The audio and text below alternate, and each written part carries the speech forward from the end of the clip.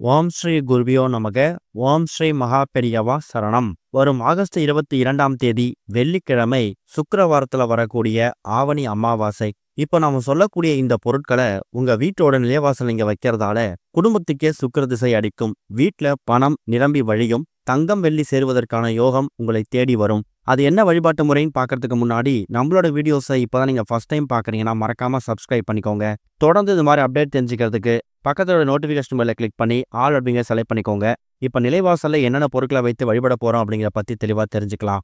ஒரு மாதத்திலையும் வரக்கூடிய அமாவாசை ரொம்ப விசேஷம்தான். ஆனா ஒரு சில மாதங்கள்ல வரக்கூடிய அமாவாசைக்கு சக்தி ரொம்ப அதிகம். புரட்டாசி அமாவாசை, மாசி அமாவாசை, இப்போ நம்ம கடந்து வந்திருக்கக்கூடிய ஆடி அமாவாசை, இது எல்லாமே வருஷத்துல 12 மாதங்கள்ல வரக்கூடிய அமாவாசைகள்ல முக்கியமான அமாவாசைகள்.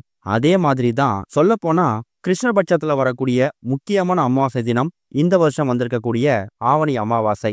அதுவும் ஆவணி அமாவாசை வெள்ளிக்கிழமையில வந்திருக்கிறதுக்கு நம்ம கொடுத்து வச்சிருக்கணும். பொதுவா வெள்ளிக்கிழமைய சுக்கிர பகவான் வழிபாட்டுக்காகவும் மகாலட்சுமி தாயார் வழிபாட்டுக்காகவும், இவ்வளவு ஏன் குலதெய்வ வழிபாட்டுக்கும் நம்ம பயன்படுத்துவோம். நல்ல நாள் செய்யறதுக்கு முன்னோர்கள்கிட்ட ஒரு நல்ல நாள் கேட்டீங்கன்னா கண்டிப்பா அவங்க சொல்லக்கூடிய முதல் நாள் வெள்ளிக்கிழமையா தான் இருக்கும். அந்த அளவுக்கு வெள்ளிக்கிழமைக்கு ஒரு மிகப்பெரிய சக்தியும் விசேஷமும் இருக்கு. மங்களகரத்தை குறிக்கக்கூடிய ஒரு நாள் இந்த ஒரு வெள்ளிக்கிழமை. அப்பேற்பட்ட வெள்ளிக்கிழமையில வந்திருக்கக்கூடிய இந்த ஒரு ஆவணி அமாவாசை திதி அப்படிங்கிறது எத்தனை மணிக்கு ஆரம்பித்து எத்தனை மணிக்கு முடியுது அப்படின்னு நீங்க தெரிஞ்சுக்கணும். ஆகஸ்ட் 22ஆம் தேதி வெள்ளிக்கிழமை பகல் 12:54 ஆரம்பிக்கக்கூடிய அமாவாசை திதி மறுநாள் சனிக்கிழமை பகல் 12:29 வரைக்கும் இருக்கு. ஆக மொத்தத்துல வெள்ளிக்கிழமை மதியம் 1 மணிக்கு மேல எல்லாமே தாராளமா நீங்க அமாவாசைக்கான வழிபாடு செய்யலாம். குறிப்பா இந்த முன்னோர்கள் வழிபாடு, பித்ருக்கள் வழிபாடு, முன்னோர்களுக்கு பிடிச்ச சமைச்சு படையல் போடுறது, இது மாதிரி எந்த விஷயமா இருந்தாலும் தாராளமா நீங்க மதியம் 1 மணிக்கு மேல செஞ்சுக்கலாம். வெள்ளிக்கிழமை காலையில 10:12 ராகு காலம், மதியம் 3:04 யமகண்டம். எப்படி இருந்தாலும் அமாவாசை திதி ஆரம்பிக்கிறதுக்கு முன்னாடியே ராகு காலத்தை கடந்து வந்திருப்போம். 3:04 யமகண்டத்தை மட்டும் கணக்கில் வச்சுக்கோங்க. அந்த நேரத்தை தவிர மற்ற நேரங்கள்ல தாராளமா அமாவாசை வழிபாடு செய்யலாம். பகல் நேரம் முழுக்க பித்ருக்களுக்கு வழிபாடு பண்றது, அவங்களுக்கு பிடிச்ச சமைச்சு வழிபாடு பண்றது, படையல் போடுறது, இதுக்காக நேரம் ஒதுக்கிக்கோங்க. மாலை ஒரு 6-7 மணிக்கெல்லாமே தாராளமா வீட்டுல இறை வழிபாட்டுக்கு முக்கியத்துவம் கொடுக்கணும்.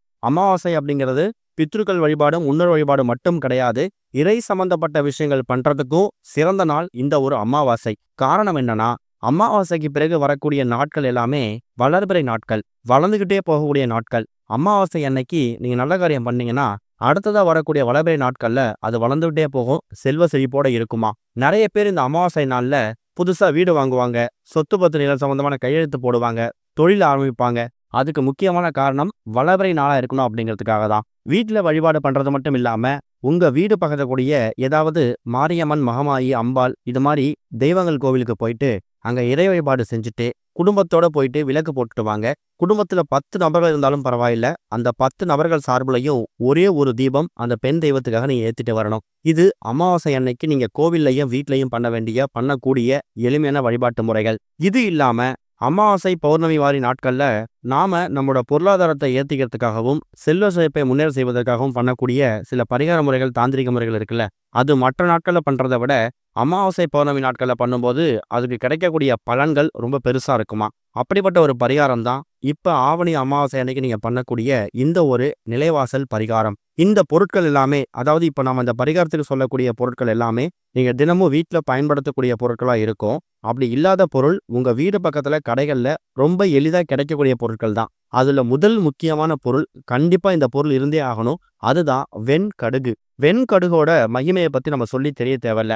நம்மளோட பதிவுகளை தொடர்ச்சியா பார்க்குறவங்களுக்கு தெரியும். வெண்கடுகு ஒரு அதிசக்தி வாய்ந்த ஒரு பொருள். போட்டி, பொறாமை, கண்திருஷ்டி, பில்லி, சூனியம், ஏவல், இது மாதிரி எந்த விதமான நெகட்டிவ் எனர்ஜியா இருந்தாலும் அது எல்லாத்தையும் உள்வாங்கக்கூடிய அற்புதமான பொருள் இந்த ஒரு வெண்கடுகு. நம்மளோட பழைய வீடியோஸ்ல பார்க்கும்போது இந்த வெண்கடுகுனா என்னங்கிற மாதிரி ஒரு சில பேர் கமெண்ட் போட்டிருந்தாங்க. வெண்கடுகுனா ஒண்ணுமில்ல, இது தெய்வீக சம்பந்தப்பட்ட விஷயங்களுக்கு பயன்படுத்தக்கூடிய ஒரு பொருள்.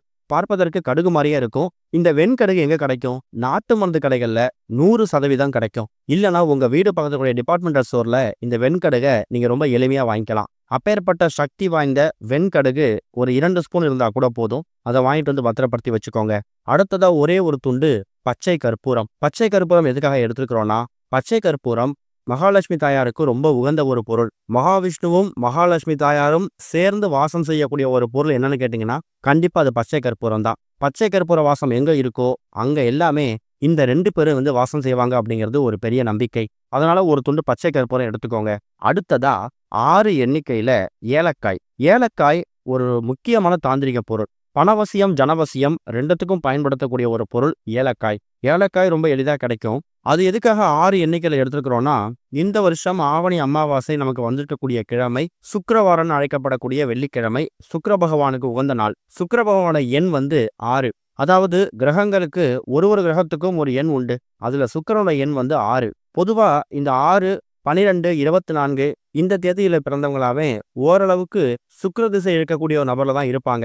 அவங்களோட குணாதிசயம் முழுக்க சுக்கிர பகவான் மாதிரியே இருக்கும் அப்படிங்கிறது ஜோதிட சாஸ்திரங்கள்ல சொல்லப்பட்டிருக்கக்கூடிய ஒரு முக்கியமான செய்தி. அந்த அளவுக்கு 6 அப்படிங்கிற எண் சுக்கிரனுக்கு உகந்ததால 6 எண்ணிக்கையில ஏலக்காய் எடுத்திருக்கிறீங்க. வீட்டோட பூஜை அறையில சின்னதா ஒரு பவுலோ இல்ல ஒரு தட்டோ எடுத்து அதுல நீங்க வாங்கிட்டு வச்சிருக்கக்கூடிய வெண்கடுக முதல்ல பரப்பி வச்சிடணும். அதுக்கு நடுவுல ஒரே ஒரு பச்சை கற்பூரத்தையும், அந்த பச்சை கற்பூரத்தை சுற்றி இப்ப நீங்க வீடியோல பாக்குற மாதிரி 6 எண்ணிக்கையில ஏலக்காயையும் அடுக்கி வைக்கணும். அடுக்கி வச்சுட்டு முதல்ல உங்களோட குலதெய்வத்தையும் இஷ்ட தெய்வத்தையும் மகாலட்சுமி தாயார், மாரியம்மன், மகமாயி இப்படி எல்லா பெண் தெய்வங்களையும் வேண்டிக்கோங்க.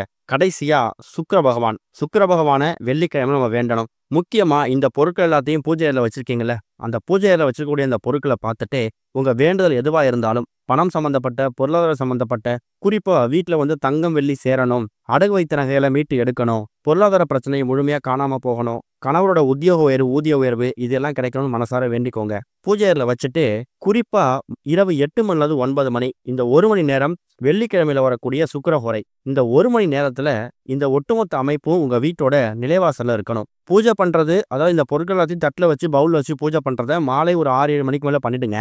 நிலைவாசல்ல வைக்கக்கூடிய நேரம் வெள்ளிக்கிழமை ஆகஸ்ட் 22ஆம் தேதி இரவு 8 மணிலிருந்து 9 மணி. இந்த 1 மணி நேரம் இந்த அமைப்பு அப்படியே உங்க வீட்டோட நிலைவாசல்ல வெளிப்புறம், அதாவது தினமும் விளக்கேத்துவீங்கல்ல அந்த இடத்துல இருக்க மாதிரி பார்த்துக்கோங்க.